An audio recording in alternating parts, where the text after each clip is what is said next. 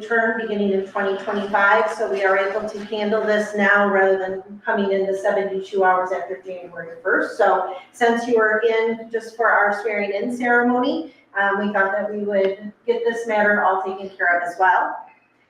So at this meeting, I do preside over the beginning of the meeting until a new chairperson has been elected. So we will go ahead and get started with our meeting today. And we're first going to have prayer by Commissioner Barba and a pledge of allegiance by Commissioner Cook. If you can all stand, please. Please join me in prayer. Holy Father, as we come to this again this morning, we come to prayers and I glorify your name. Thank you for the blessings you've given each and every one of us and our families this season. We thank you most of all for your Son, whose blood was shed for the forgiveness of the sins of mankind. We come this morning and gather in your name. Pray, Lord, that you're with us, that you give us the Lord and others discernment this coming year. That the decisions we make, how we represent the best interests of the people of Tuscaloosa County and their districts.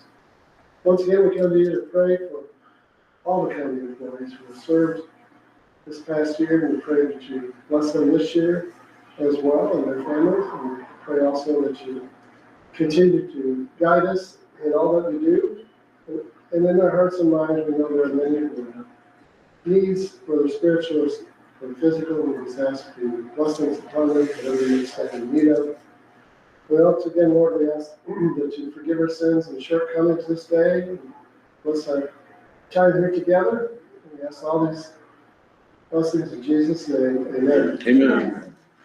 I pledge allegiance to the flag of the United States of America and to the republic for which it stands, one nation, under God, indivisible, with liberty and justice for all. And we will now administer our roll call. Commissioner Young? Here. Commissioner Barba? Here. Commissioner Vaughn? Here. Commissioner Lukes? Here. Commissioner Cook? Here. We have a quorum this morning, so we will proceed. So to start off, we will have a motion for the adoption of our proposed agenda. So moved. Support. It has been moved and supported to adopt the agenda as presented. Any discussion? All those in favor say aye. Aye. All those opposed? Thank you very much. Our first thing that we'll take care of is I will step aside and offer time for any brief public comment, whether it be from anybody attending in person or virtually.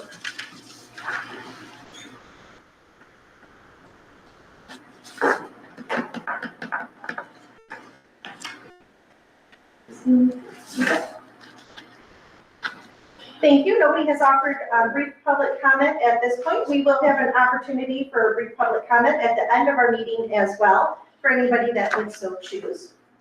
So the first matter of business at us today is going to be the nomination and election of the board chairperson.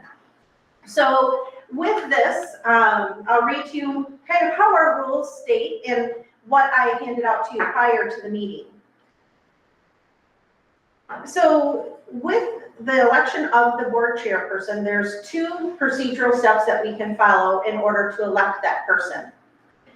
And we do have to make that decision before we conduct the election. So the first decision that we will be looking at is if the board chairperson shall be elected to a 2-year term, unless the board does a resolution, and then the chairperson shall only be elected to a 1-year term. So the board will make that decision on the term length. And then the other thing that the board will need to make a decision on is if they would like to use the secret ballot, which is what I handed out to you prior to the meeting. State law provides that the vote of the chairperson may be accomplished by way of a secret ballot.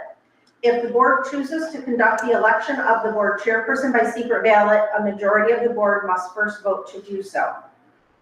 Unless a secret ballot is chosen, the clerk shall call for nominations for the office of chairperson. And when nominations are closed by majority of a vote and no other number nominations are forthcoming, the clerk shall call for a vote.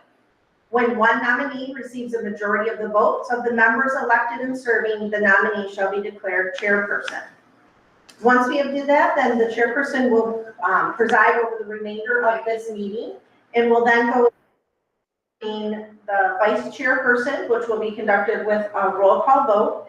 That is not allowed to be done by a secret ballot, only the chairperson office is.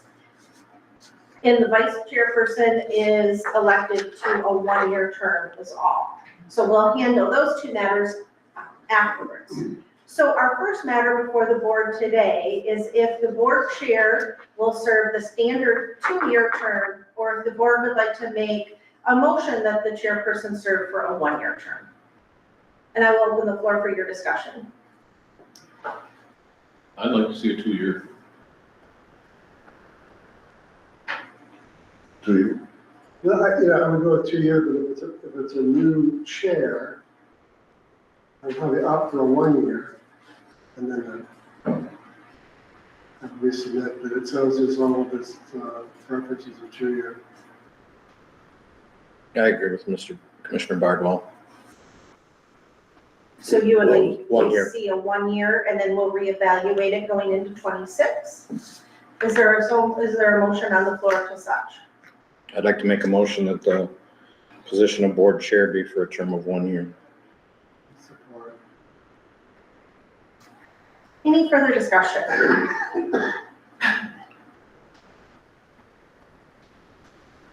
I'm gonna call the vote. All those in favor say aye. Aye. Opposed? Aye. Aye. So that is 2 that are opposed. That would be Commissioner Luke and Commissioner Vaughn. And then we have 3 yeses.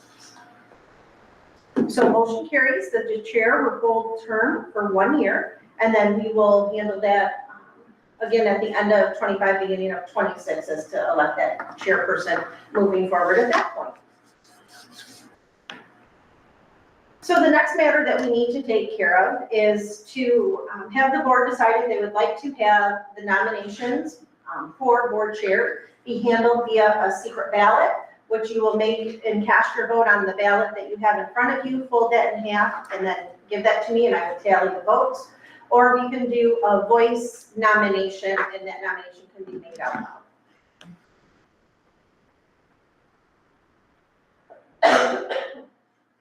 Do I have a motion for a secret ballot? Or do I have a motion for a voice vote? I'll make a motion for the secret ballot. See if there's any support. I'll support that. Any further discussion? All those in favor of a secret ballot, say aye. Aye. Opposed? Thank you. Okay. Yes. Do the rules allow someone who's interested in the chair to address the board rather than, there is no campaign for board chair, obviously. Is there any allowance of that, or is it just strictly? And if there would be any that would want to speak, but if they were, they could address. I would say that if anybody is interested, we can definitely open that floor up. I don't see in our board rules, there's nothing that says that you can or can't. And I don't believe in Robert's rules that there's anything that says that you can or can't. It just, with a secret ballot, it allows for those cast to not be out loud as to who is choosing which person. It just is not, it's someone a board would like to present their interest. It's never been done before, but it certainly would be helpful, especially in light of everything we have, the board has financially in the future. Yes. I don't think that people should, if they wanted to speak, I don't think that they should state who they would be casting a vote for though, because then that negates a secret ballot, because then you're trying to sway the vote. So I think that it would have to be very cautious if anybody were to make a statement at that point to do that, because you wouldn't want to say, I don't want it, But I think this person would be good at it, or, because that takes away the secret part of it. Yeah, I wasn't even considering that, I was just, if someone would say yay or nay, I'd be interested.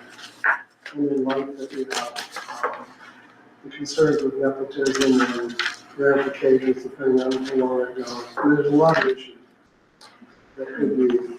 We do have a very busy 2025 moving forward, looking into the vacancy of our controller/administrator office and the search for that. So I think as you are looking at your appointments to your subcommittees, that's an important consideration for all of you as well.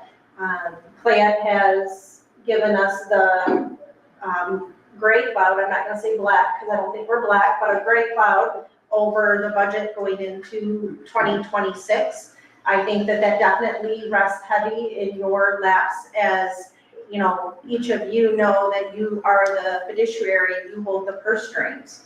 The role of the board is not necessarily operational. That is not what you have been elected to do, is to do the operations of the county. You've been elected to handle the budget of the county. And so that definitely, as we move forward into 2025, looking at ways that things can be changed in 25 to lighten our cloud going into 26, I think is gonna weigh heavy on your shoulders and definitely has some concerns. We are blessed with now Commissioner Bardwell is the longest serving elected official in Tuscola County, with the It's a blessing. pending retirement of Prosecutor Reed, who did hold that office and that seat. So 36 hours yet. 36 hours, And counting. which is why we did the organization meeting in December, so that I have 72 hours that I'm not in charge of the county. So I think that, we have some really great elected officials coming in. Judge Gearhart would be your next longest serving. She has 2 weeks on myself because she was appointed ahead of her term beginning. So we are a very young county when you look at our elected officials, but I think that we are also very, very fortunate that we have elected officials at the helm that are dedicated to Tuscola County. And I think Representative Weirline said it so well last week during his presentation, and speaking about the leadership that Tuscola County officials have taken on, and that we don't just dig in the trenches here at the county level, that we definitely dedicate our time and energy to the state level. And that is how you learn more, is by being involved at that state level. You hear what is going on, what legislation is coming in. I think it's important. That's my soapbox. I guess that's my public comment. But if there's no one else that would like to speak, if you can take a moment and vote and hold your piece of paper in hand.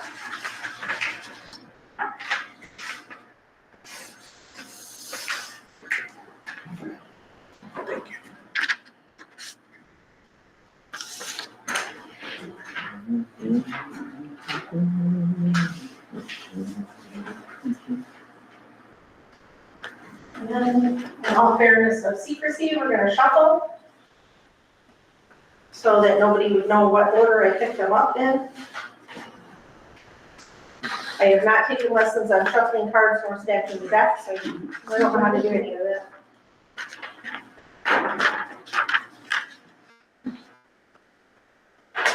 Okay, the first vote is for Kim Vaughn, District 3. The second vote is for Kim Vaughn, District 3. The third vote is Thomas Bardwell, District 2. The fourth vote is Kim Vaughn, District 3. And the fifth and final is Kim Vaughn, District 3. So congratulations, Commissioner Vaughn. You will be retained as the board chairperson for a 1-year term. And then I will now turn the meeting back over to you for the election of the vice chairperson, and that will be for a 1-year term. And then if you need help in that call for nomination or if that's the road that, that's how we normally do it, is we call for nominations from the floor. And so if you need any help, I'll be glad to assist you. Okay. Thank you, guys. and we'll get back into it. Nominations for vice chair. I'd like to nominate Thomas Bardwell. Thomas Byron's been nominated for vice chair. I'd like to nominate, Mr. Lutz for vice chair. So far we have 2 nominations.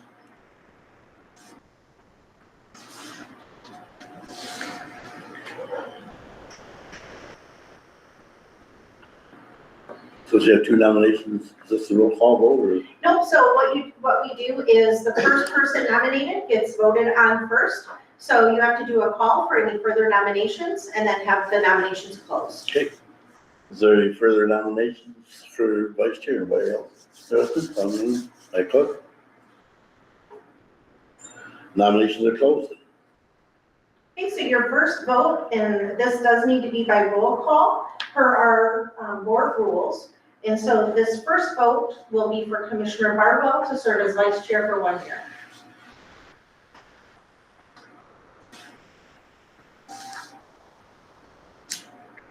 And if you're ready, I can proceed with that. Right?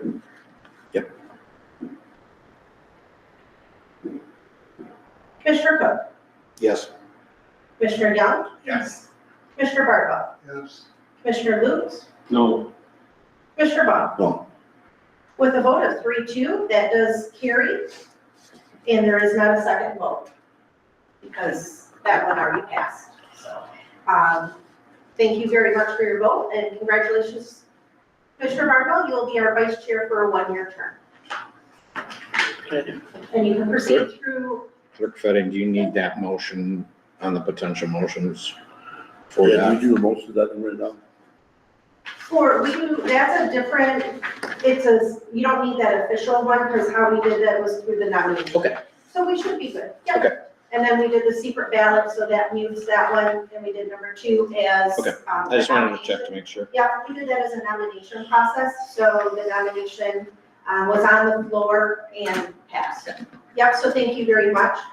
So now you'll go into your standing committee appointments. Okay. Move on, finance, personnel, building, ground, state committees, commissioner appointments. Especially like the finance stuff, I'm pleased with, the way we got finance with Commissioner Bardwell being the finance chair of that. I think he's qualified to be the chair of that committee. And currently, it's Commissioner Bardwell as chair, and then Commissioner Cook as secondary on that. Yeah, Yes. I'm, I support that. I think that is what I'm good for doing that. I don't know if that's a blessing or. Take it as a blessing. They already said you have the most experience, so. I just didn't want to be. That's what I'm doing. I gotta get your phone number before we go. I'm changing that number. Give me Hawaii. And then we can just review where we are at currently if you want as well. So then personnel is Commissioner Vaughn as primary currently. I think Commissioner Young was probably, Commissioner Young was primary in that, and you were I secondary. think so, that's what it was. And then we have buildings and grounds. And I believe that was, I'm not for sure, between He's the chair right now. Commissioner Cook and Oh, I'm the chair? primary. You're chair, no, it's up to you guys. And then, Do you want okay, me so to chair that's that just, or do you want? No, so that's where you we're need at. a chair. Currently, and then you guys can discuss that. So currently for finance, we have chair as Commissioner Bardwell and secondary as Commissioner Cook. Personnel, we have chair as Commissioner Young, secondary as Commissioner Vaughn. And building and grounds, we have chair as Commissioner Cook and secondary as Commissioner Lutz. I think that's you want for that. Hey, you guys want? Yeah, that's fine. So for building and grounds, moving forward, we're recommending Commissioner Lutz as chair and Commissioner Cook as secondary. Is that Yes. is that the recommendation? I'm gonna make the motion. Move to approve the finance, personnel, and building and ground standing committee appointments as follows. Finance Commissioner Bardwell, Chair, Commissioner Cook, second. Personnel, Commissioner Young, Chair, Commissioner Vaughn, second. Building and grounds, Commissioner Lutz, Chair, Commissioner Cook, second. Thank you. Thank you, Commissioner Cook. Did I do okay? Second? It's been moved by Commissioner Cook, supported by Commissioner Lutz to approve the finance, personnel, and building and ground standing committee appointments as follows. Commissioner Barwell as finance chair, Commissioner Cook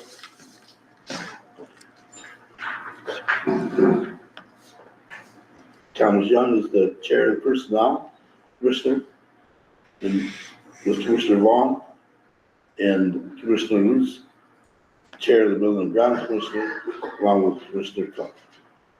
As a motion, any more discussion on that? All in favor, say aye. Aye.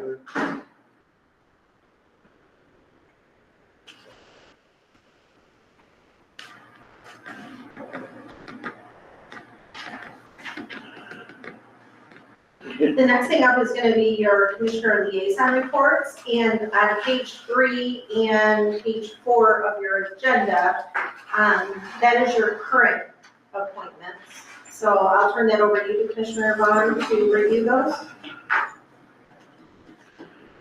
Anybody on that liaison report want to change to somebody, or they want to remove it, or put somebody else on it?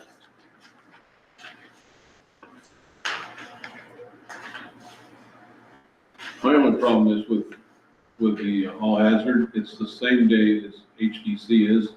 If I don't show up, that they don't have a quorum, so it's the same time, same place, the same day, same time, so I'd like to stay on HDC, but I feel bad that I can't make it to the all hazard meeting. But we can keep it that way, I mean, it's just the thing it is, there's no quorum if I don't show up there. Is all hazard on here, is it? Yeah, it's mine, if you look at mine, it's memes of all hazard, it's the third from the bottom of mine. Oh, memes off, okay. So Commissioner Lutz, when you say there's not a quorum, are they fully, is that board fully staffed now, or is it? Well, a lot of times it's for the citizens at large, a lot of times they don't show up.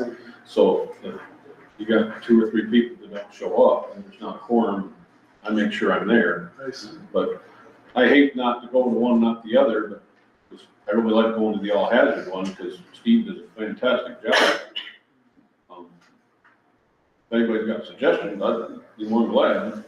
Maybe when he's gonna be over here, maybe I can make both, I don't know. Because right now, he's at Mainville, and then, of course, HDC is here in Carroll. Where's all hazard at there, Chris? They do it at the Mainville Fire Department. Naval Fire. Maple Fire Department, we are changing to quarterly Also, meetings rather than monthly, so they are gonna be changing, because I serve on that board with Deputy Anderson as well as I'm on the secretary board.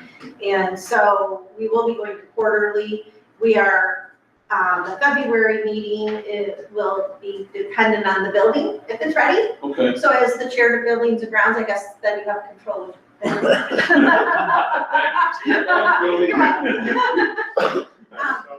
if you have quarterly meetings, you can't afford to miss one, we're not having a quorum. Right. I need those 6 months. Well, if they're gonna do it The that way. quarterly is for all. Yeah, hazard. yeah, for all Yeah, hazard. so we would be at 8:30, I don't know what time your HDC usually 8 starts. o'clock. So, yeah, so you could, Yeah, so yeah, I don't know how long those are. let's just leave it like that. I didn't know they were going quarterly yet, so let's leave it at that, because I enjoy being with an all hazard when I can make it. So, yeah, that's fine.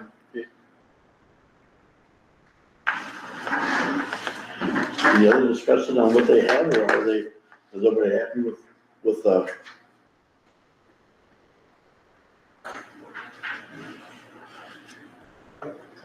Mr. Chair, I move to approve the Commissioner Liaison Committee appointments remain the same as 2024. Support. the move by Commissioner Cook, supported by Commissioner Lutz, to move to approve the Commissioner Liaison Committee appointments to remain as the same as 2024. More discussion, here none, all in favor, say aye. Aye. Board rules, review and or update.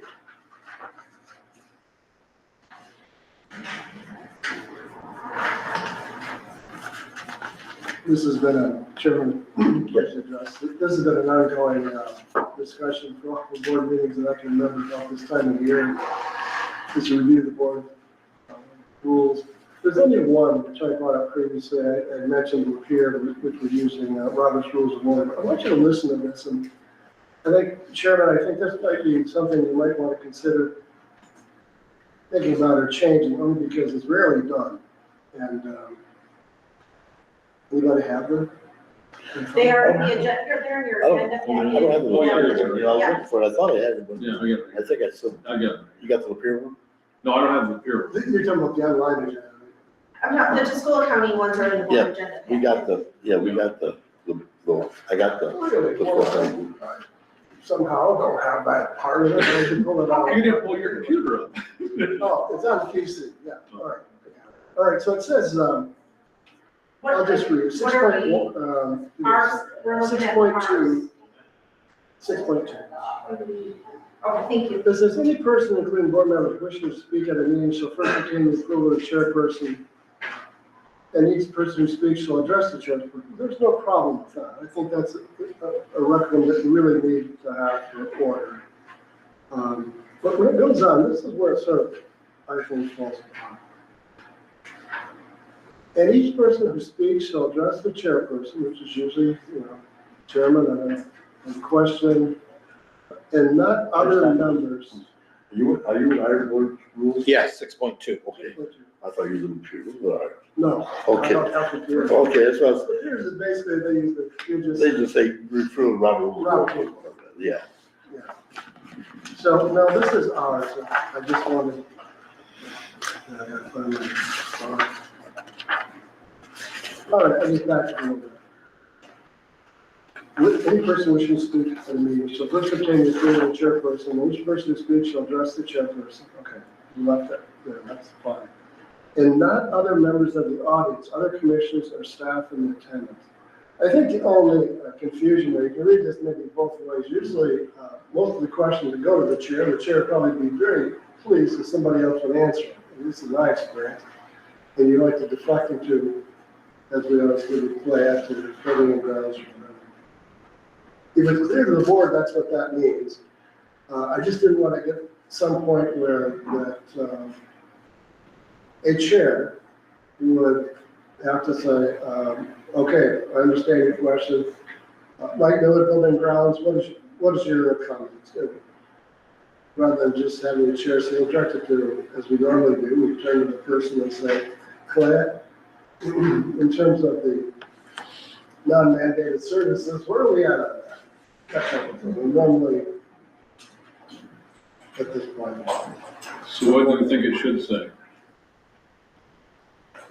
Well, that's the difficult part. That's why I asked it. I would say something, and our clerk is very good at wordsmithing and always has been, and kudos to her for many years of helping out. Trying to get a little ahead there. Thank you. But something that references that, once the chairperson is addressed, the chair gives you the acknowledgement. The commissioner or the board person, the board member can address an individual pertinent to that particular subject matter or something along those lines. Because like you said, that's kind of what you do now, right? Yeah, it's kind of. That's actually what we do. Yeah. We do, but my question was, as you read this, is that as clear as mud, or is that as clear as? I can tell you this, for all the years that we've had these board meetings, I don't think we've ever changed 6.2 or even clarified it, but I think in past times, this 6.2 has helped us a great deal, because we have had members in the audience who were a bit aggressive to board members. And I think that's the intention, is so that somebody wouldn't stand at the podium and verbally attack a person in the audience. Yeah. But maybe I if you, think that's in 6.3, isn't it? that would Yeah, be that's- disorderly, yeah. Yeah. And I think this is maybe just the lead-in of This is that, the more or purpose. less allowing the commissioner not to bypass the chair. Now, let's say that we've had commissioners who do that in my term as chair, I've seen that often. I go directly to somebody without even asking the chair. Yeah. So I think that's important. We keep the quorum of the meeting, but in other words, unless the chair wants to say, direct it back to somebody else, or, which has never really been done. So as my statements are clear as mud as well, if everybody can understand, and you're fine with it, it is as it is. It's just, I would be glad to kind of see if I can find out any other language by any of our other counties and maybe present that to you in January and maybe get just some language from some of the other board rules, if I can reach out to a couple and just see if there's anything that they have that might be worded a little bit more what you're looking for, and present that. I'd be in favor of that if the board would be in favor of that, just to see what. That's fine. Just to see what others do have, I'll get a copy of it here so we can re-review that again, and I'll try and get a couple of other ones and see what we can find. If that's acceptable. Well, yeah, because a lot of them, you get like the peers, you go to that same section, it just says, refer to Robert Rule of Order. So you refer to Robert Rule of Order, and it basically says what you already have in there. Yeah. Basically says, but like you said, you could change that a little.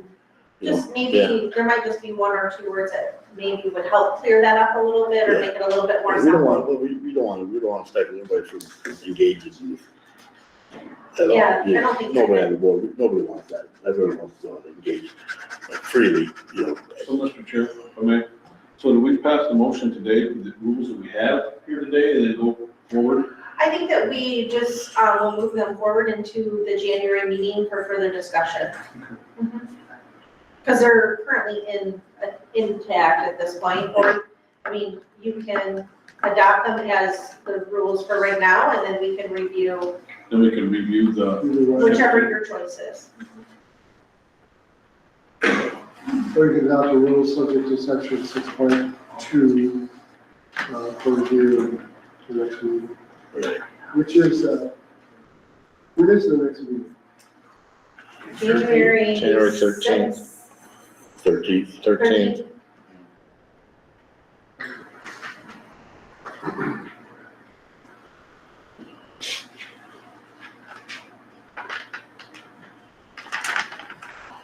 Anybody else got any other board rules? While we're talking about board rules, I just want to bring up this, it's something we need to think about. It's summary of the Open Meetings Act written by Stoker. And I've been reading this over. There's some stuff in there I find interesting. The couple of things. It says we're looking for a control administrator right now, and the way we've been doing it. It talks about the hiring process. And it talks about like the personnel committee, going through the applications. We send them down and bringing the top 3 to the board. It says in here that can be problematic because once the personnel committee does that, they have made a decision without the board. Because the board did not get a chance to review all 10 applicants. You know what I'm saying? And so it just said that it's a fine line there, that a lot of counties do it that way, but it's a fine line where you could be, as authorized as making a decision because you've singled out 7 applicants that the board never got a chance to signal. And so the board gave you the authority to do that. And he says, but then he goes on to say that I'd like everybody to read this book because it's not interesting stuff in there. But he goes on to say that they understand the legality of it all with trying to get everybody to start on report at the meeting, because the meetings are every 2 weeks, and the time it would take you to hire somebody, and they go on there. So his suggestion was on there, instruct your staff to do the preliminary, the commissioners. Your staff to do it, you're not part of the public body. You can instruct your staff to do the interviews, to narrow down the applicants, to do the negotiation basically. He says, not that a lot of counties don't do it the way we do. He said, technically, you're right out of order there. Because you've authorized the personnel committee or whoever's making that decision to cut down 7 applicants, or 3 in the board. They made a decision. So he said, you're on the fine line. So he says, so it's not for us to think about. He said, to avoid that, because he understands that it takes a long time to go through the process. You can't do that all the meetings because they're too far apart and you can hire nobody. He says, but you can have your staff do that for you, and they're not part of the public body, so they're not subject to that. Mr. Okay. Chairman, Just something about there, and well, me and Commissioner Cook went to the commissioner's schooling, and he was there, and he went over that quite, but you're kind of making a decision, so like Commissioner Vaughn says, you're teetering on, not doing it the right way. If you got 10, it shouldn't be the commissioners doing that. So, So does that mean, that's a good point. The things that migrated much different from the past where we could just set in a meeting, that was a negotiating meeting, I won't go through all these every bit, but today, is it, I tend to agree, not that I disagree, is it not like, as a personnel committee person, as chair, wouldn't the board want at least the chair to sit in? Or is this completely, are they saying completely separate? he doesn't say it's wrong to do it the way we're doing it, except you're right on a fine line. You know what I'm saying? You're right on the fine line. He says, everybody does it because of the time it would take to have come to this meeting and 2 more weeks, this other meeting, and people cannot wait that long to be hired and people, stuff like that. He suggested to get away from the fine line, just have structured staff to do that for you, but, because he goes on top that most, that's the way it's wrong. But that decision that is being made by the commissioners and the personnel committee has formed a decision. And somebody could argue that point, that they had powers to do that. You're absolutely right. If a personnel chair would come back and say, this is who I recommend, that definitely falls into that category. And today, I mean, I think a board member can meet with anybody. We're talking about one person, but yeah, I see your point there. There's something to think about, that's why I just want to throw it out there, because now we're writing that process in right now. It's something to think about, and I found that very interesting, when I started reading, there's quite a stuff. And this is a good book, everybody should get this and read this, it's So Chairman, in thinking about this, and you were both in the last set of interviews, did you learn anything when you came in front of the board that you didn't already know prior? Because realistically, we asked the questions at the board level. right. I was just curious if you didn't see. See, then you got a good point, because the fact is, that it's just a repeat of what you've already heard. Maybe Right. it's better to so I guess. In fact, we weren't furnished names until Friday afternoon or Monday morning. Right, and but what he refers to, and which is basically just us, he says, you have 10 applicants, and your job is to take 3 in front of the board. You made the decision on 7 applicants. Then that, and you use the word 10, 3, and that basically had 10 applicants, and, but it's just, I wanted to throw it out here, do something to think about. Like I said, he says, you're just team. He didn't say, don't really say you're team, because it has been this to me. Of course, at that point, maybe, Jody, have minutes being taken, whatever, maybe that, again, takes you back to the other side. You know what I'm saying? If you do it all that way, even though there's only 2 of you, you know what I'm saying? As long as there's minutes, I think. As long as there's minutes at some of the meetings. Now, it also says that the people that you request, that you're interviewing stuff, can request it to be in private, where they don't want it to be public. So that's something, you know what I'm saying? That's their decision, it's not our decision. We have to say, hey, we're gonna take minutes of this, unless they specifically request, I don't want this to be public. Well, I think there would still be minutes, we would treat them like Well, a closed, Right, not closed session, but they would be closed minutes. and then when they come in front of the board, like we have here, they have that option at that point too, to have a closed session instead of public. We They have don't. they have to request. They it. have to request it. Yes. We can't say that we're gonna have a closed session, but they can request their interview to be done in a closed session. So let me give you a scenario. So someone, I'm making this up.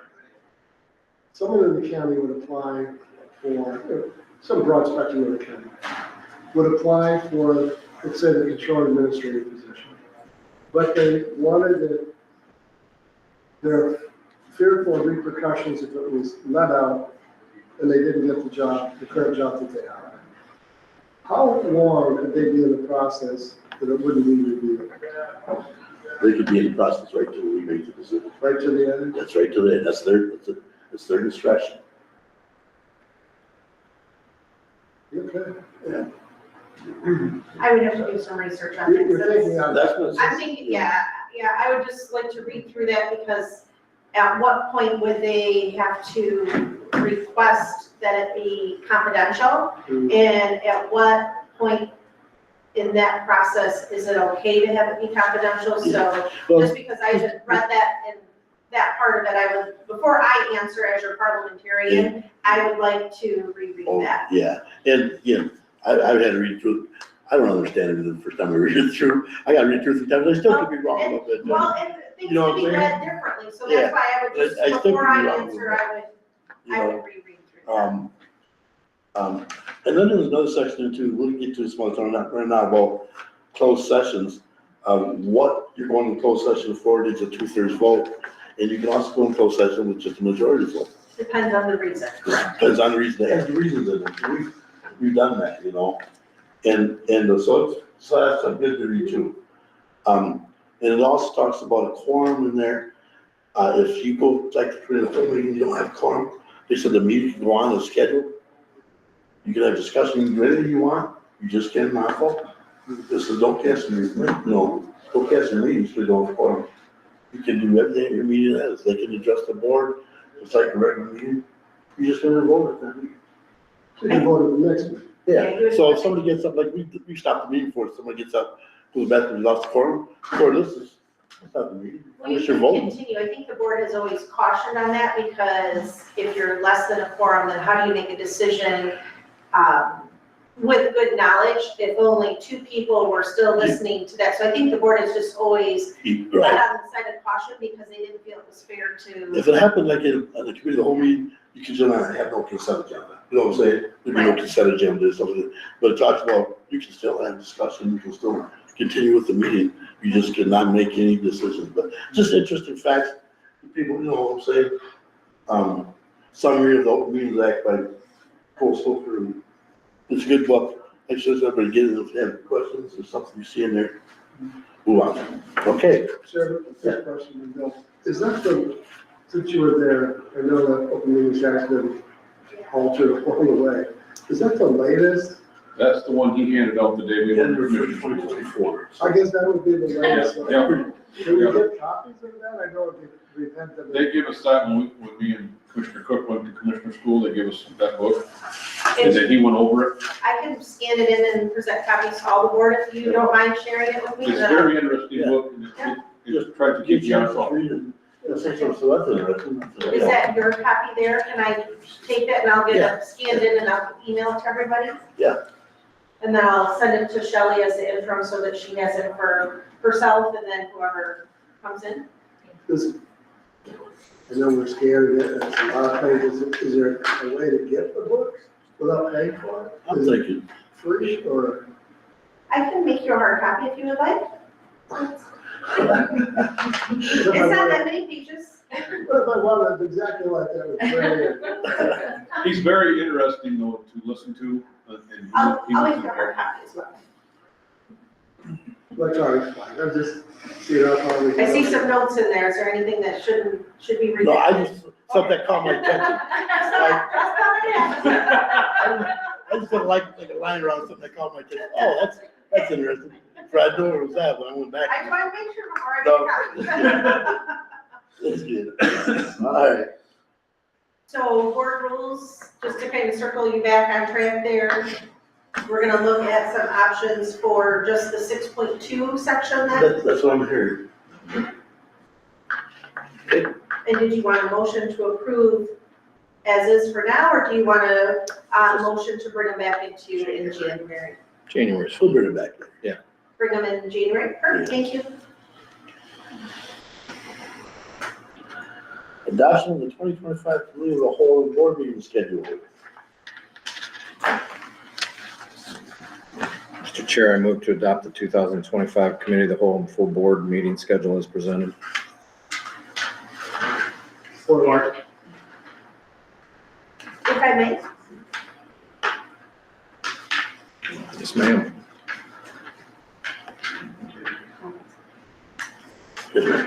so, in just reviewing this quickly, I just had one question, and I apologize. I think, I don't know if Renee or Angie put it together, but they've addressed all of the holiday short weeks where we sometimes consolidated. The only one that I saw that, brought to my attention was the week of Veterans Day, where we have a committee of the whole on the 10th. We are closed on Veterans Day, Tuesday, and then we'll be meeting again on Thursday. So that would be a similar short turnaround time. I didn't know if you wanted to consider, we were going down to one meeting that week, maybe foregoing the Monday meeting and just going into the Thursday. Just because usually anything that needs further discussion or research, it's pretty short, and then to get the agenda out and proofed and back around, it just, And which date, which one are you talking about? that would be in November. To maybe not have November 10th as a committee of the whole, And just go right to and the have 15th? just a board meeting on the 13th. I can go along with that. And And then I one, think you got all the rest of them. and then one on the 24th as well. And then one on the 24th, and that'll be just a full board, and that'll be on Monday because of Thanksgiving. Got it. So then that'll still give us two to get our bills paid, one at the end of the month and that. So that would just be my request for consideration. President's board, I can go along with that. So we're good. I'm willing to change my motion with that change. Thank you, Support. thank you. Can we get a copy of that too, by the way? It's in your agenda. It's in the agenda. Oh, it's in the agenda? It's like every, Yeah, I know, I just wonder if I had it. no, not, Okay, I think you, someone. It's been moved and adopted. The 2025 Committee of the Whole and full board meeting schedule as presented with the one change. Yeah. in November. Any more discussion? All in favor, say aye. Aye. Motion is passed. Thank you. Move on to number 7, the adoption of the 2025 county holiday schedule.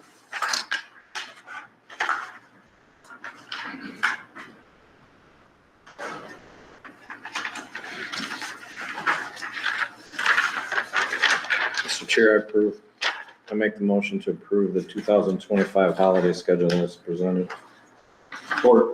Been moved by Commissioner Cook, supported by Commissioner Luce, to move to adopt the 2025 county holiday schedule as presented. Any more discussion? All in favor, say aye. Aye. That has been adopted also. Is there any other business necessary for the board on this meeting at all? Any public comment on what they just heard this meeting?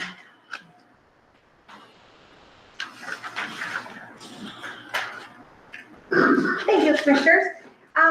Just a small request, I think, going into 2025, because we do have a lot of moving pieces going on in our county right now.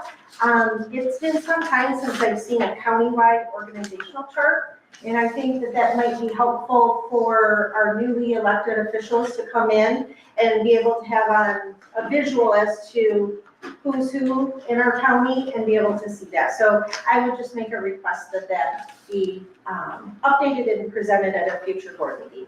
What was that again? An organizational chart for the county. Oh, I just think with a lot of our newly elected officials coming in and a lot of pieces moving this year, it would be helpful to be able to see that lay of the land.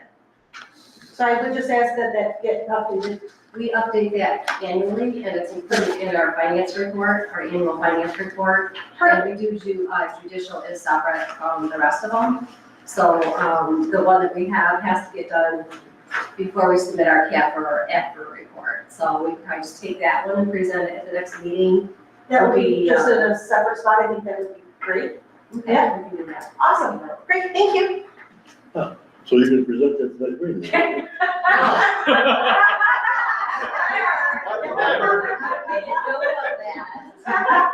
That's not what I heard. I heard Shelley will be presenting. I did not hear that. Nothing will make no go nothing. Debbie Babich works through the ACRA report, and she checks with all departments, or checks with mostly judicial, because that's, sometimes there's changes there. But that's an annual thing that she does and prepares, so I'll just make sure she knows, put a copy of it at the end of the next agenda. Thank you, Claire. Any other public comment? Any other public comment?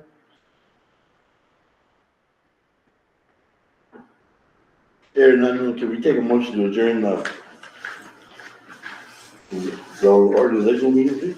I'll make that motion. I'll support it. Then move by Commissioner Luke, supported by Commissioner Cook to adjourn the organizational meeting this morning.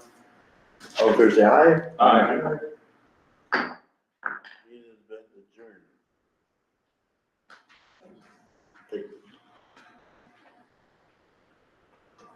Okay, ready to get started with the other meeting? Call to order the special board meeting this morning. We already done the prayer and the pledge of allegiance in the last meeting, so we don't need to do that again this morning. I'm gonna call the meeting to order, then we'll have a roll call by Madam Clerk. Thank you. Thank you, Commissioner Young, Here. Commissioner Barbara, Here. Commissioner Vaughn, Here, Commissioner Luke, Here. and Commissioner Cook. Here. You have a quorum, you may proceed. take with that. Adoption of agenda, is there anything to add to the agenda? I have one thing I'm gonna add to the agenda this morning, and I'm gonna stick it under number 4 under new business. Under 4? Yeah, I'm gonna stick it number 4. And we're gonna have the prosecutor's office wants to address, board's one about staffing crisis and proposed interim steps to address some of the issues, which she's gonna do that under number 4. And then we'll move down to CLEAT on number 5. Anything else to add to the agenda this morning? Here, none, we'll take a motion to adopt the agenda. Make a motion, we adopt the agenda with that one addition. Or, the move by Commissioner Cook, supported by Commissioner Luke, to adopt the agenda this morning is addition, number 5 to be added. Any more discussion? Here, none, all in favor, say aye. Aye. Motion has been carried. Brief public comment, this morning on the agenda item going. What they're seeing on the agenda items this morning?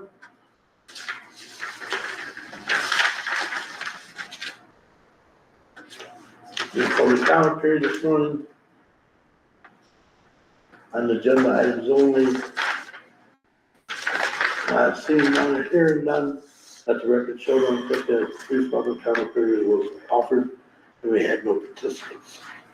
For that, we move into new business and request permission to advertise to fill the vacant jail administrator position with Shelley Lutz, Human Resources. Morning. Morning. Morning, Shelley. So I wanted to bring this before you again, so we can look at doing this after the new year, starting a search for a controller administrator for our office. And we've had the best luck on Indeed, and I actually worked with someone from Indeed in the last half of our sponsored job, which I wish they would have came forward before that, who taught me some really good skills on how to narrow that down. So I'd like to just use Indeed. Unfortunately, every click does cost the county. But narrowing it down, we found out about the last 5 or 6 days it was running, took the clicks from people who were just looking to maybe 10, and 2 of those were potential candidates. So I'd like to concentrate the budget that way, and after the first of the year, when everybody's settled back down, put this job back out there, and I don't see it on here, I think it's on the motions. I'd also like to advertise it with the wage scale this time, like a beginning and a top row possibly. Looking for approval for that. Have you, sure.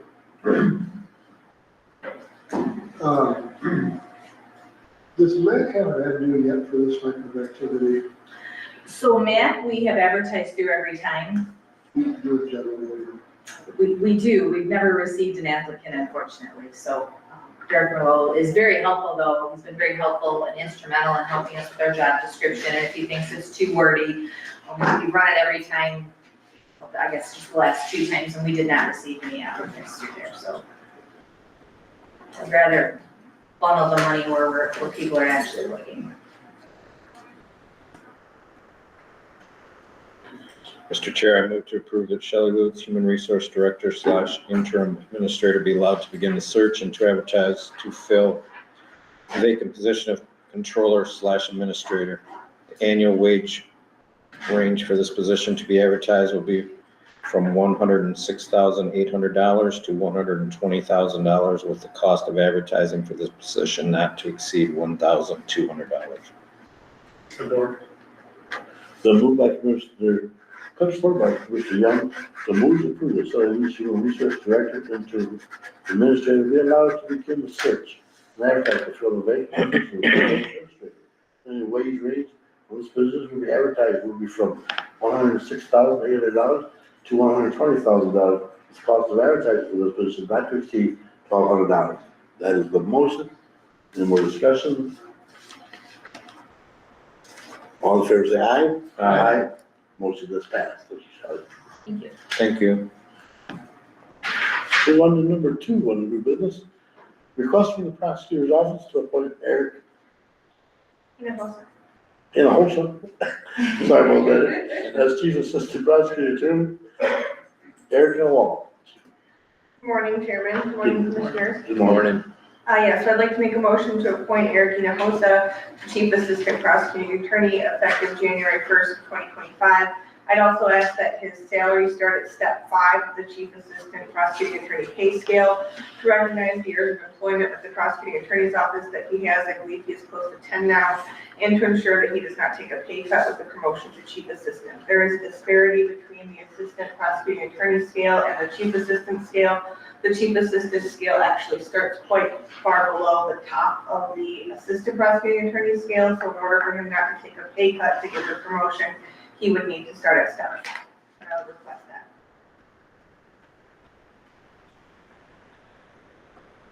Mr. Chair, I move to approve that per the recommendation of prosecutor Eric Wally, that Eric,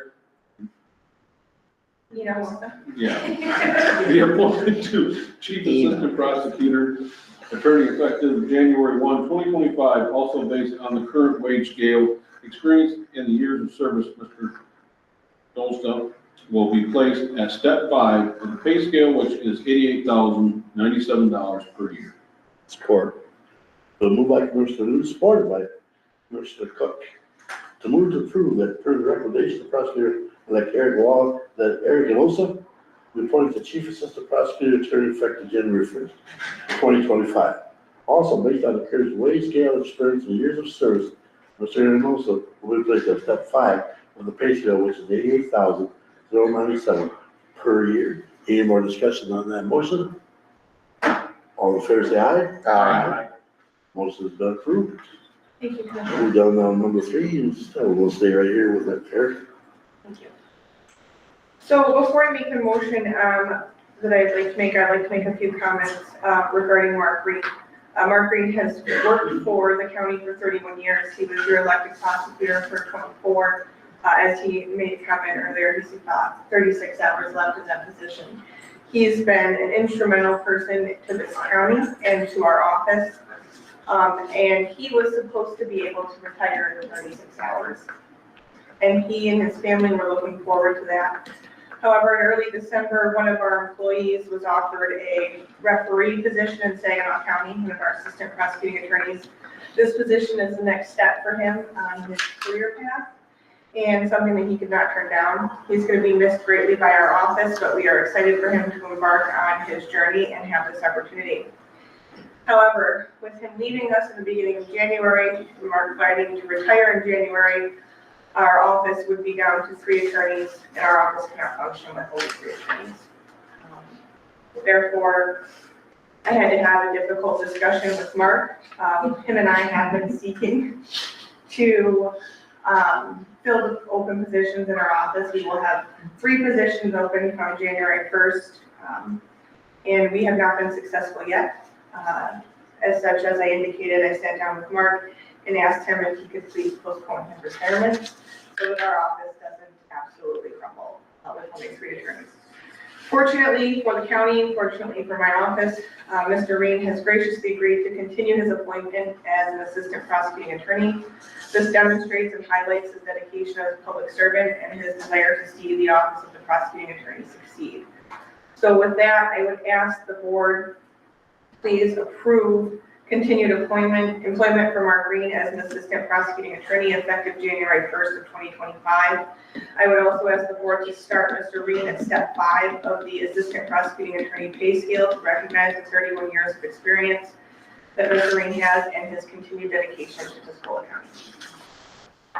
Mr. Chair, I move to approve the recommendation of prosecutor-elect Eric Waller that the employment of Mark Green be filled the vacant assistant prosecuting attorney position in the prosecuting attorney's office effective January 1, 2025, at step 5, due to the experience, years of service at the annual rate pay of $82,495.51. Support. The move by Commissioner Root, supported by Commissioner Cook, to move to approve that per the recommendation of prosecutor-elect Eric Waller, the employment of Mark Reed to fill the vacant assistant prosecutor attorney position in the prosecutor attorney's office effective January 1st, 2025, at step 5, due to the experience, years of service, and the annual rate of pay, $82,495.51. That is the motion. Is there any more discussion? We appreciate, Mark, we appreciate you sticking it out with us for a while longer and helping the prosecutors. Thank you, Mr. Chairman. Office be approved. Glad, hope it worked out great for her. Worked out so good for her, she presented some stuff next month. So I understand. Yep, that being said, any more discussion? All in favor, say aye. Aye. Motion has carried. Thank you. We'll move on to number 4 again. We'll have Eric Wall, address the board. Thank you. And I believe Mr. Green will be addressing the meeting. Morning, Mr. Chairman, Commissioners. I was just sitting back there thinking, I guess, things come full circle. It's been a year of unexpected developments. I didn't necessarily expect to be reappointed an assistant prosecuting attorney. So thank you, Prosecutor-elect Waller, for addressing that issue. Few preliminary comments about the office dynamic that Prosecutor-elect Waller already addressed.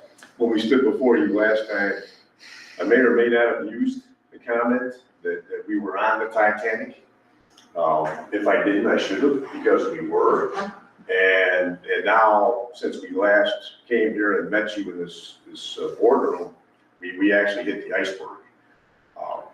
Certainly a tremendous opportunity for Assistant Prosecutor Hill that presented itself, but it did so at a time that's created a lot of issues for the office. As you know, and I think it was presented in great detail, we've been keeping track of hours. We've been explaining over and over again the difficulty that we're having in finding people to do this work. And based on that, we are now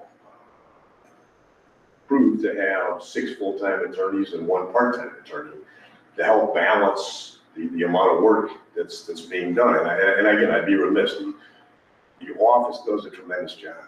These are dedicated people, but there are limits to what can be done. You can't function with 3 attorneys in the office. You don't function very well with 4. We did that for a period of time this year. Well, during that time, it was all individuals that had at least 7 years of experience throughout that. And again, the number of hours that were being worked, you can't sustain that long term. It isn't fair.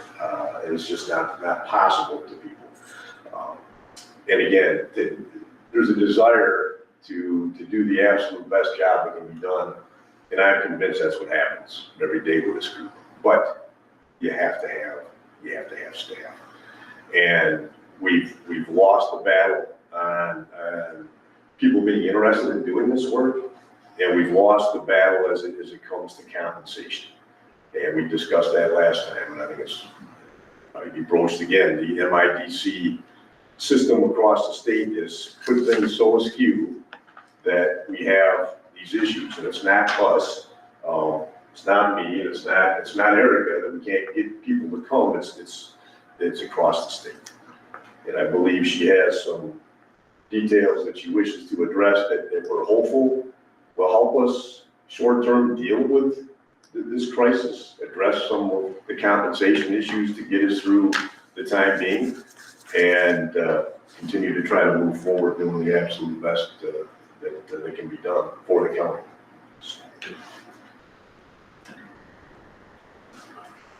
I'm extremely grateful to Mr. Reen for agreeing to continue his employment and for postponing his retirement. However, even with Mr. Reen staying on with us, the next months are going to be exceptionally difficult with just 4 attorneys. This is in fact a staffing crisis that our office is facing.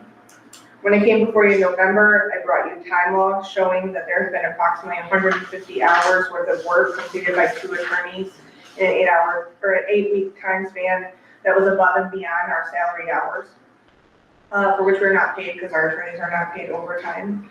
At that time, we were staffed with 5 attorneys, and 5 in our part-time.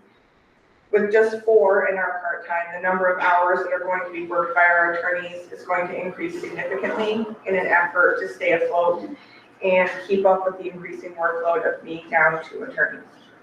As I remarked, we are not paid for overtime, and so our attorneys are going to be working 20, 30, 40 hours extra a week that they're not going to be paid for in order to just try to stay meeting deadlines, going to court, trying cases, just the everyday things, nothing above and beyond, just trying to do what our tasks are.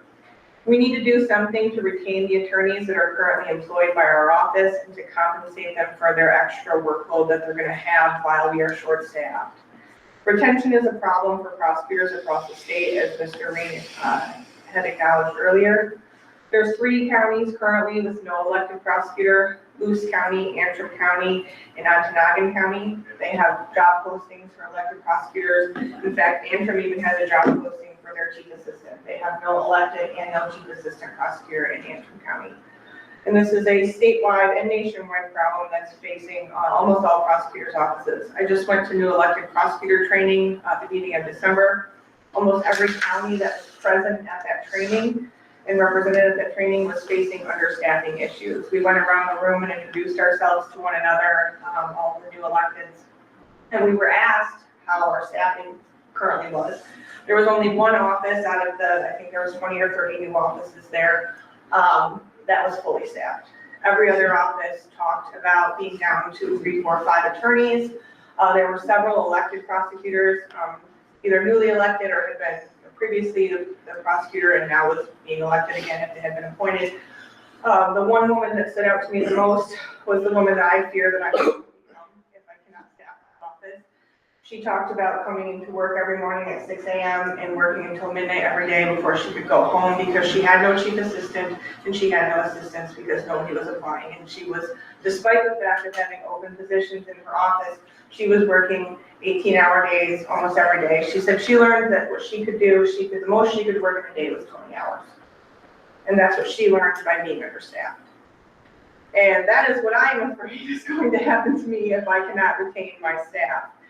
And as Mark said, my staff is amazing. They are caring, they care about justice, they care about doing the right thing, but you can only push someone so far.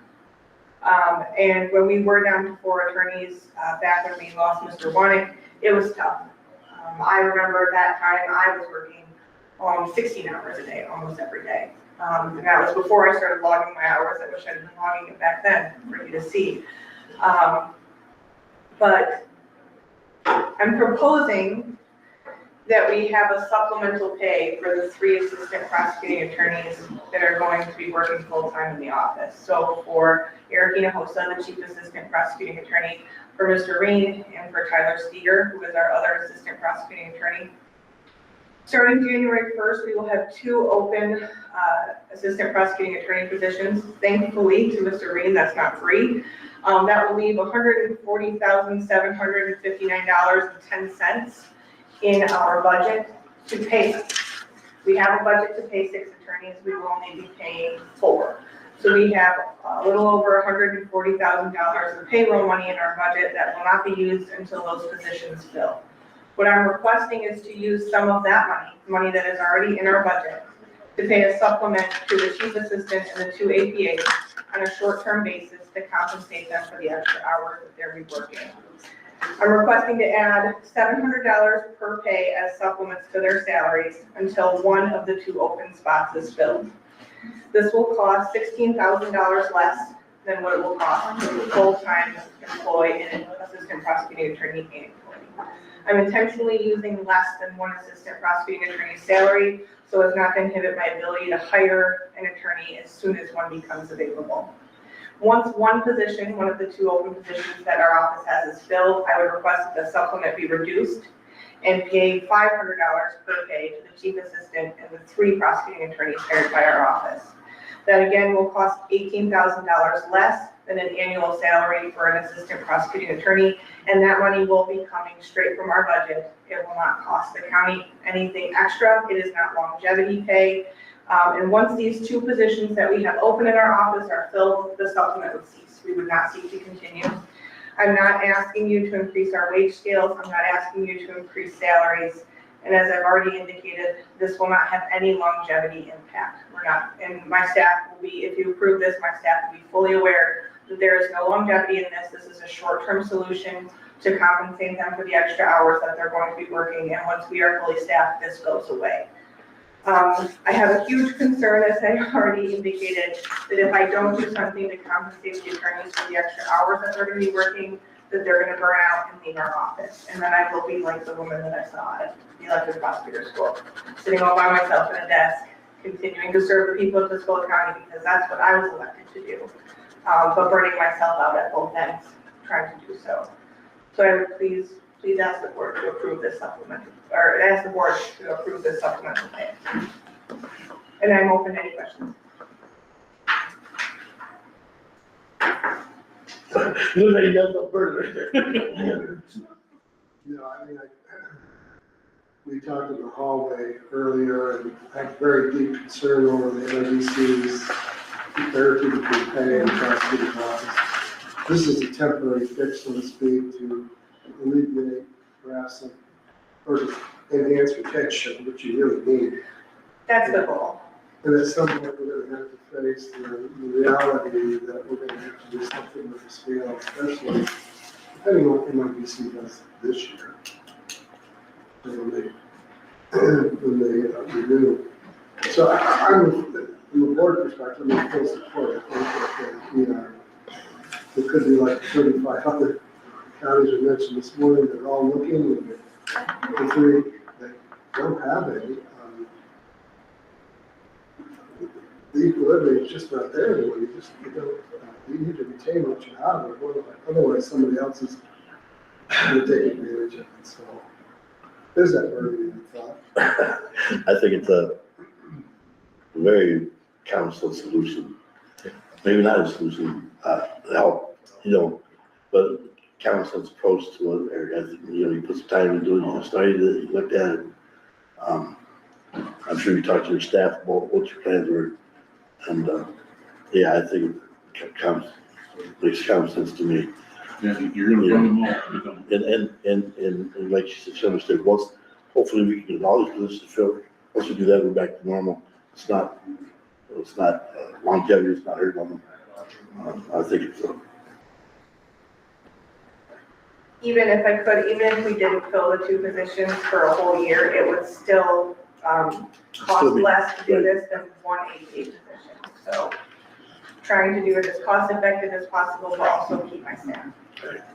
So, Jim, you know this is a temporary fix, you just sort of compensating for the hours. When you're recruiting, what step are you gonna have to start on that? Because you're up against the wall with the market rate, and with such a shortage, it's only supply and demand, it's gonna go up. So how do you address that? Well, that's going to be measured in your experience as well. So, people with more experience I would be requesting them to start at the top. Somebody maybe fresh out of law school, maybe not the bottom anymore, because the bottom is just not comparable. And so it's just gonna depend on experience, really, I think. So you think you have the flexibility within the steps now to compensate depending on what step you start, whether you're fresh out of law school or a little experience? You think? Probably not a great deal because of the issue, again, across the state. And we're not competitive in that manner oftentimes. And, for us, it's finding somebody that has a geographical draw here. I recognize, what a great opportunity it is to work with this board, to work in our office, that type of thing. And we can try to sell all of these issues. You have support. But at the end, there's a lot of economic decisions being made by people, especially coming out of law school with huge debts. And they say, I can go here and make 25% more. Well, and the goal is to really focus on it. I mean, we're gonna be focusing on first and foremost filling the office, but my goal is to also try to find people who are invested in and care about rural communities. I grew up in this community. I graduated from Deep Brook Christian Academy, and as soon as I graduated, I wanted nothing more than to get out of the small town and go see the world, right? I think I can speak for most small town girls when I say that. But I came home. And when I came home, I've been so invested in being part of a rural community. I worked in the Saginaw County Prosecutor's Office before I worked here. I came here, started working for Mark. I just saw the benefits of being in a rural office, the close relationships you can have with your board or with the other electeds, being able to have more contact with the victims than they have in the larger counties, understanding the needs of a rural community, having come from one. So I am going to be seeking people who understand the rural. And you can sell that because you've been through all. I have. You've been through that, so, because that's what you have to sell if you're gonna go here. I mean, you're going for not the hustle and bustle, you're gonna be laid back a little bit and, so you can sell that, yeah, I can see that. And I think that's a conundrum though, is, not everybody should be an assistant prosecuting attorney. You still have to find the right fit for that role. And I used to use it all the time. I wish I could put your hand on a piece of paper and it would turn the right color if you were a good fit for this job. So you just have a vastly limited pool from what we used to have to where we are. Mr. Chairman, I'd just like to say, Mark, thank you for staying on. Really appreciate it. I know that's not probably what you had in mind. But wasn't the exact plan we started? But we appreciate it. Thank you, sir. Really quick, one last question, Chairman. When you talk about the law school debt when they come out, that was a realization just sort of set aside, but I know we're not in most served area. Is there any incentives that you're aware of that there is, that they come in and get some relief off their debt? Right now, there's a government program called Public Student Loan Forgiveness. I'm actually currently on it. It takes 10 years to get through it, but if you come out of law school or there's others, college, medical school, those types of things, and you work in public servant jobs, so working for the prosecutor's office or, legislature, different things like that. After you've worked for 10 years and made 10 years worth of payments towards your student loans, the federal government will forgive them. So there is that benefit. But that's about it. So it's a 10-year. It's 10 years. Yeah, that's sort of. That is about It's a it. long time. I've been here for 8, so I haven't. So you're good, you're almost there then. Oh, Yes. So you pay the lowest possible for 10 years to maximize that. I mean, it's not like a position they can. right, no, it's not, and government programs come and go, that's been one of the scares of my last 8 years is, are we gonna keep this program, is it gonna get rid of, because if it goes away, then I have to start all over. So it's not something you have unique, any county could use the same. Yeah, So yeah, it's a federal program, nationwide. other than the ambience of the county, and you really don't have a lot. Come at it from every angle. Yeah. Yes. All right. All right, move to approve the initial pay for 3 prosecuting attorneys, Tyler Steiger, Mark Green, Eric Mosa, at the rate of $700 per day, the remaining in effect until an additional assistant prosecutor can be hired. and at that time reduce the pay to $500 per day for each assistant prosecutor. When both vacant assistant prosecutor and attorney positions are filled, the additional pay will be eliminated. So motion is presented. Support. Been moved by Commissioner Barwell, supported by Commissioner Lutz, to move to approve the additional pay for three prosecutor attorneys, Tyler Steger, Mark Reed, and Eric Venosa, at the rate of $700 per pay, and remain in effect until the additional assistant prosecutor can be hired. At that time, reduce pay to $500 per pay for each assistant prosecutor. When both vacant assistant prosecutor attorney positions are filled, the additional pay will be eliminated. That is the motion. Any more discussion?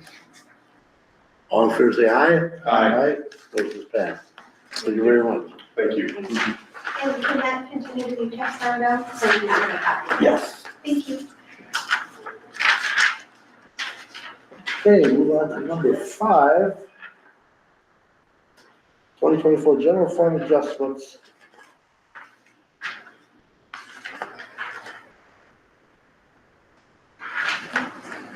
Ready? Yep. Don't Yeah, say, I'm making time, so I guess how can your name not on that stuff?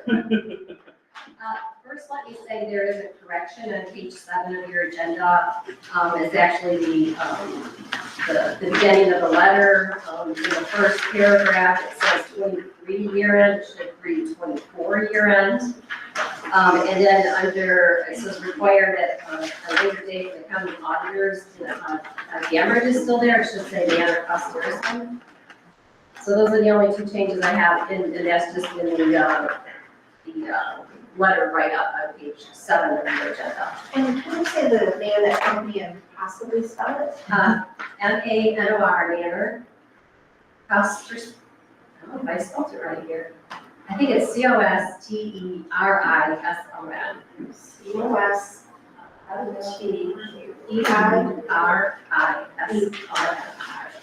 Thank you.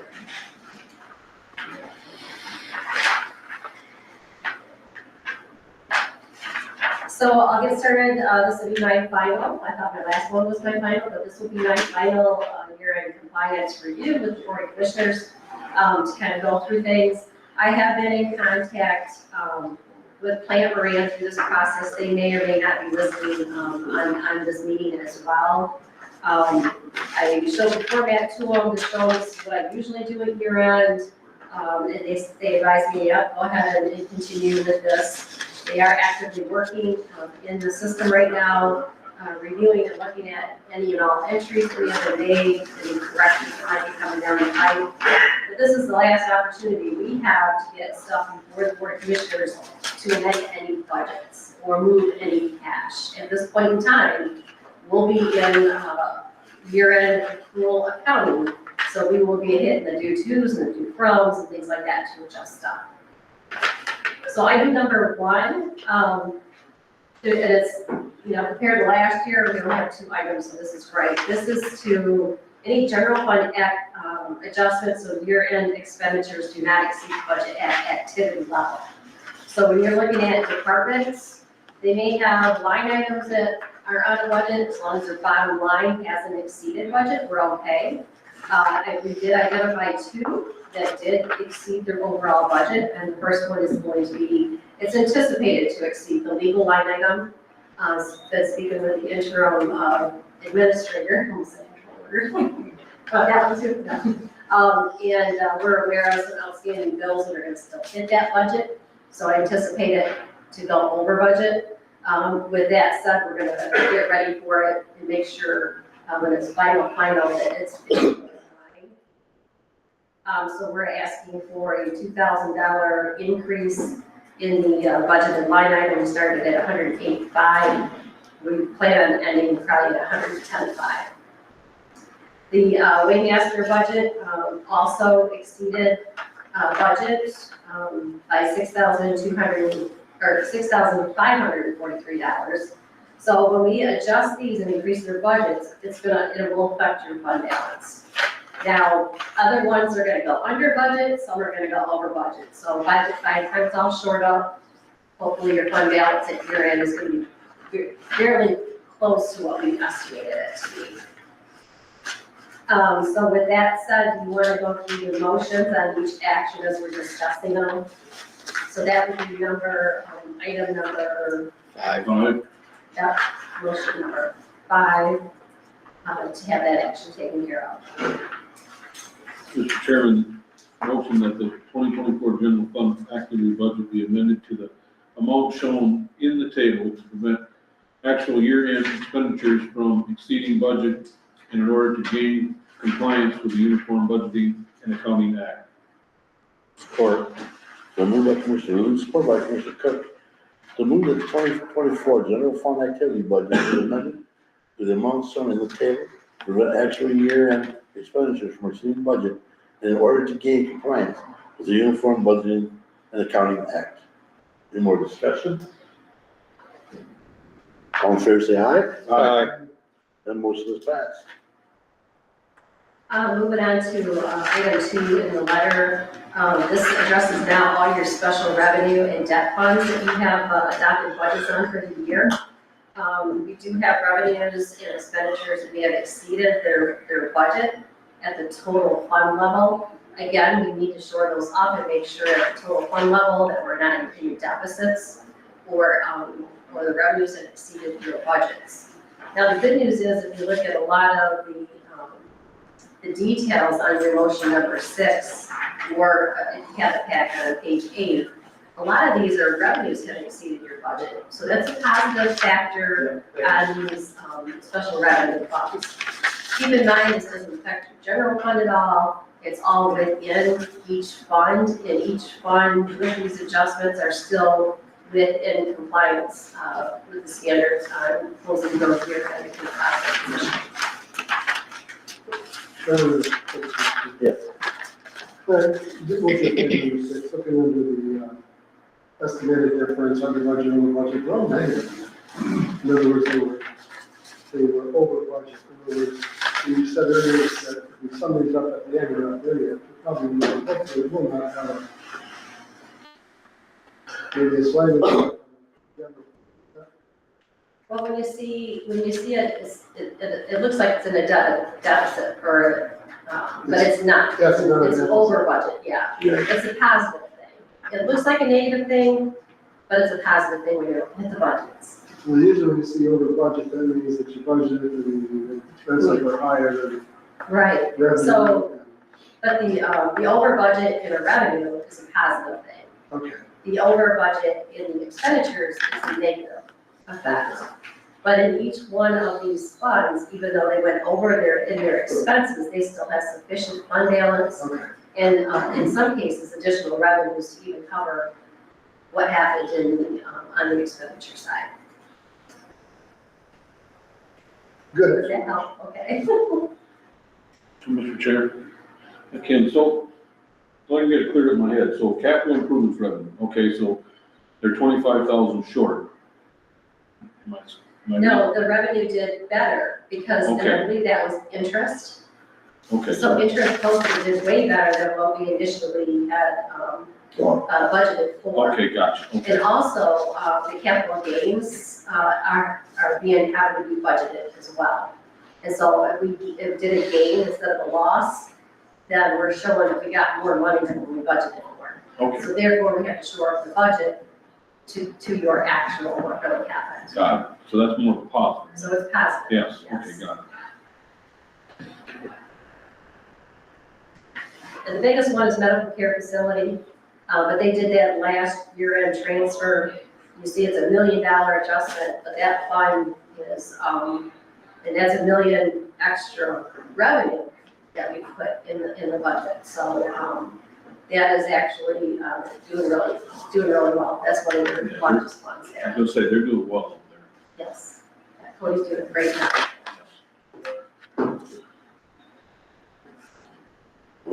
Mr. Chair, I make the motion that the 2024 Special Revenue Fund budgets be amended to the amount shown in the table to prevent actual year-end expenditures / revenues from exceeding budget and in order to gain compliance with the Uniform Budgeting and Accounting Act. Support. So moved by Commissioner Cook, supported by Commissioner Lutz. Move the 2024 special revenue fund budget be amended to the amount shown in the table to prevent actual year-end expenditures, revenues from receiving budget in order to gain compliance with Uniform Budgeting and Accounting Act. There's a motion, any more discussion? Hearing none, all in favor say aye. Aye. And that has been approved. So the next item is the correct special revenue and debt service funds with deficits. So what's going on a lot of times at year end, a lot of these, we're waiting for CRP money, we're waiting for the billings to go out, we're waiting for cash to come in. Since we can't end the year with a promise note at this point in time, and they have negative cash, then the general fund temporarily has to appropriate money over to these funds. So when we close our year, they don't have a negative cash. When those monies get recorded into January, February, keep in mind we're accruing that, we have to get the cash now. That will fix them. In general fund, what we do, we temporarily give them the money now. On January 1st, we take the money back. So it's there just so they don't have a negative when we're closing our books at year end. And I was pretty pleased at the list this year. A lot of the, these are the usuals that are on here because they're waiting for that money to come back in on a lot of things. But I was very pleased that this list and these numbers are a lot smaller than what they were in 2023. So general fund will temporarily loan them the money and then take it right back in January.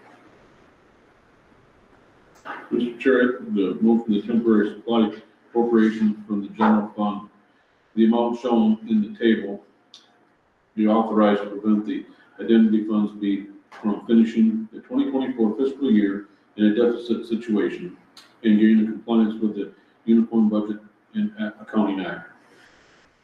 Support. So moved by Commissioner Lutz, supported by Commissioner Cook.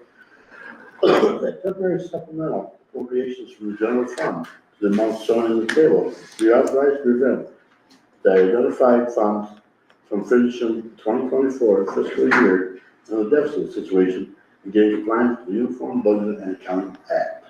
There is a motion, any more discussion? Hearing none, all in favor say aye. Aye. Motion been approved. Number 8. The next item is the delinquent tax revolving fund income transfer. The Board of Commissioners have a policy that states any income of the delinquent tax fund is transferred to the general fund every year. This one's a little tricky this year because Mr. Hammer-Bacher did an entry and it needs to be corrected, it needs to be looked at. It's all in the hands of Plant Moran right now.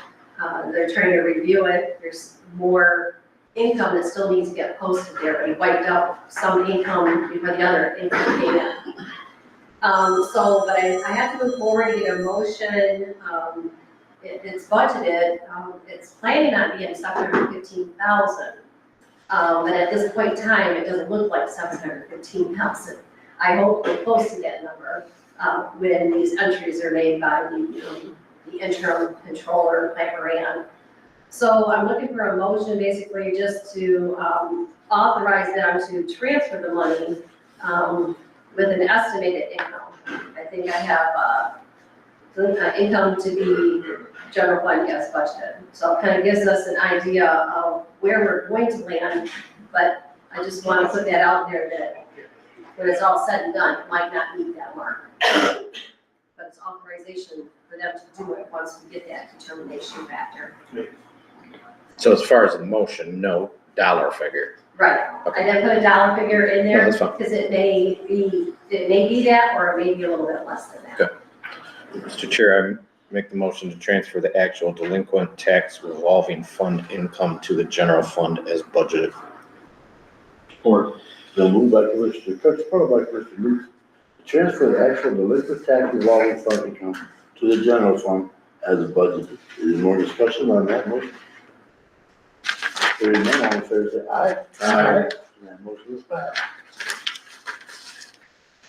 Number 9, yep.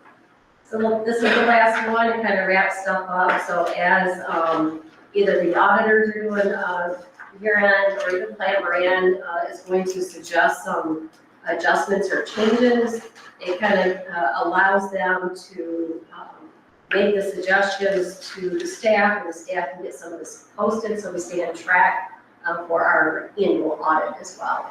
So I always put this out there to make sure that, staff is, working with, this year it's another layer, Clay Moran and David Costerson. So at least there's a motion out there that says if they're directing us to do something to fix it, that it gives us the right to go ahead and work with them and get that done.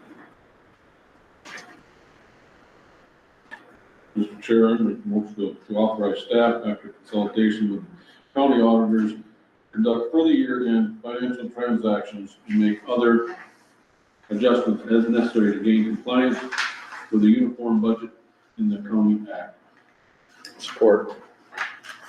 We'll move by Commissioner Lee, supported by Commissioner Cook, to authorize staff after consultation with the county auditors to conduct further year-end financial transactions, make other adjustments as necessary to gain compliance with the uniform budget in the county act. Any more discussion on that motion? Hearing none, all in favor say aye. Aye. Motion is passed. That takes us through for new business. That's another on the road business. How about correspondence resolution? We've got the road commission, the meeting schedule on there for that.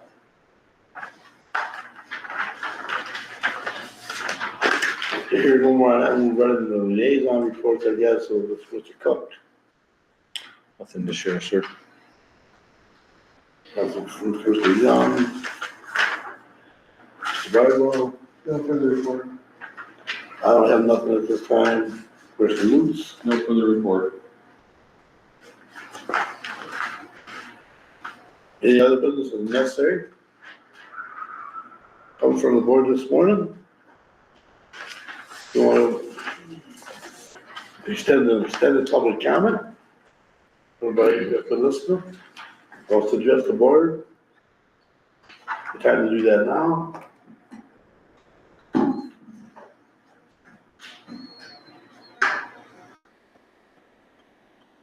Seeing or hearing none, I want to wish everybody Happy New Year coming up. Clerk Friend, Happy New Year to you.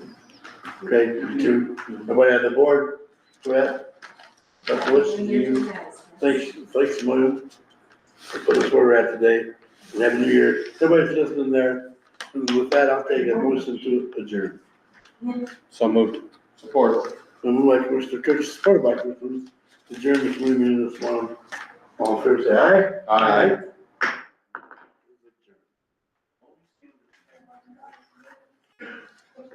We need to sign it. We don't need to sign it. Not today. Yeah.